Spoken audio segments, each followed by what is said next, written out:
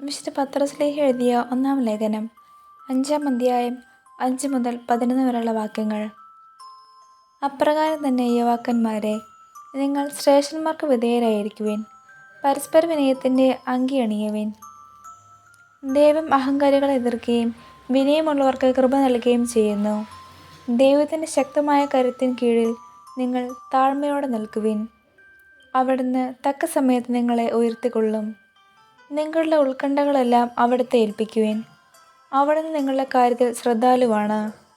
നിങ്ങൾ സമചിത്തതയോടെ ഉണർന്നിരിക്കുവിൻ. നിങ്ങളുടെ ശത്രുവായ പിശാച് അലറുന്ന സിംഹത്തെപ്പോലെ ആരെ വിഴുങ്ങണമെന്ന് അന്വേഷിച്ചുകൊണ്ട് ചുറ്റി നടക്കുന്നു. വിശ്വാസത്തിൽ ഉറച്ചു നിന്നുകൊണ്ട് അവനെ എതിർക്കുവിൻ. ലോകമെങ്ങുമുള്ള നിങ്ങളുടെ സഹോദരരിൽ ഇതേ സഹനം തന്നെ ആവശ്യപ്പെട്ടിരിക്കുന്നെന്ന് അറിയുകയും ചെയ്യുവിൻ.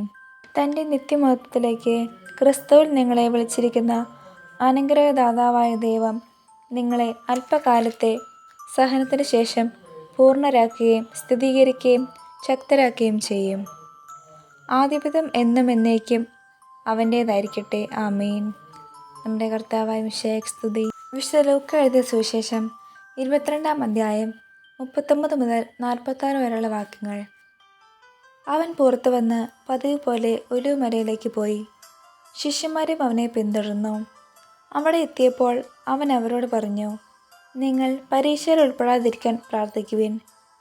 അവൻ അവരിൽ നിന്ന് ഒരു കല്ലേറ് ദൂരം മാറി മുട്ടിന്മേൽ വീണു പ്രാർത്ഥിച്ചു.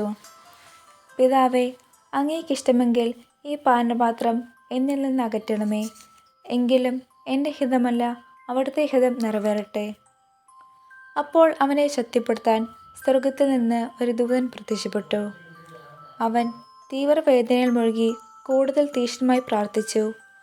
അവൻ്റെ വിയർപ്പ് രക്തത്തുള്ളികൾ പോലെ നിലത്ത് വീണു.